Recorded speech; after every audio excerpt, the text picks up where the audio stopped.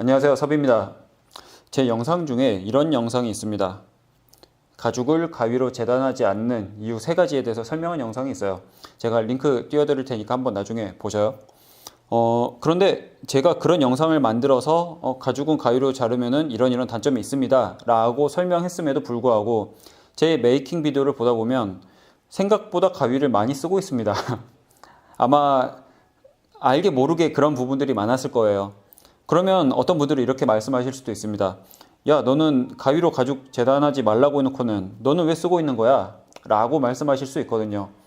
그래서 제가 가죽을 가위로 재단하는 대부분의 경우 단 한 가지에 대해서 한번 공유를 해드릴까 합니다. 어찌 보면 이거는 팁이라고 볼 수도 있을 것 같아요. 제가 이렇게 샘플을 하나 준비했는데 여기 있는 토프 색깔의 이 엠보 처리되어 있는 가죽이 겉면, 이렇게 민자 카키색이 안쪽 면이라고 제가 칭해 볼게요. 두께는 이 겉에 거는 1.3, 안쪽 거는 한 0.7 정도 될 겁니다.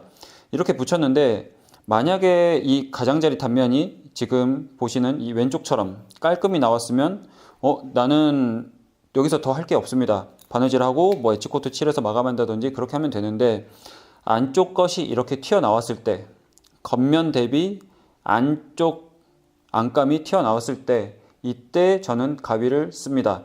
물론 이 튀어나온 부분을 재단해야 하기 때문에 커터칼 아니면 뭐 로터리 커터, 그 외에 뭐 구두칼 이런 것들을 쓸 수가 있겠죠.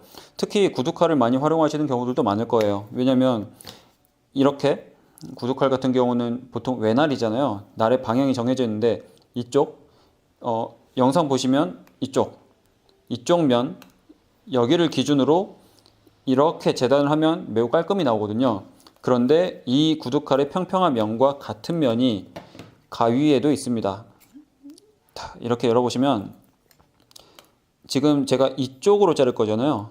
이쪽이 이 구두칼 이쪽과 같은 느낌이라고 보시면 됩니다. 그래서 이것을 이렇게 해놓고 이 겉면이죠. 겉면을 기준으로 이렇게 가이드 삼아서 천천히 자르시는 거죠. 이렇게 천천히. 그러면 생각보다 이게 가이드가 되기 때문에 이 밑에 쪽에 있는 안감이 정말 깔끔히 재단이 되는 것을 보실 수가 있을 겁니다. 아무래도 이런 커터칼이나 이런 것들로 하기에 뭐 해도 되긴 하지만 훨씬 쉬운 방법이기도 합니다. 그리고 제가 가위를 쓰는 거의 유일한 경우라고 볼 수가 있을 것 같아요. 가죽을 재단하는 데 있어서. 그래서 이 가위를 활용을 해보시면 생각보다 작업을 하시는데, 무언가를 만드시는데 조금 더 수월하게 하실 수가 있고요. 물론 아까 말씀드렸듯이 이 구두칼을 쓰셔도 되지만 뭐 이거 날 자주 갈아줘야 되잖아요.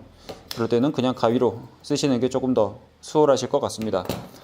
그래서 제가 주로 하고 있는 그런 방법에 대해서 설명 아닌 설명, 아니면 오해를 푸는 그런 설명이 되었던 것 같고요. 많이들 활용을 해보시면 재밌게 이것저것 만들어 보실 수 있을 것 같습니다. 짧은 팁이었지만 다음에는 다른 영상으로 찾아오겠습니다. 감사합니다.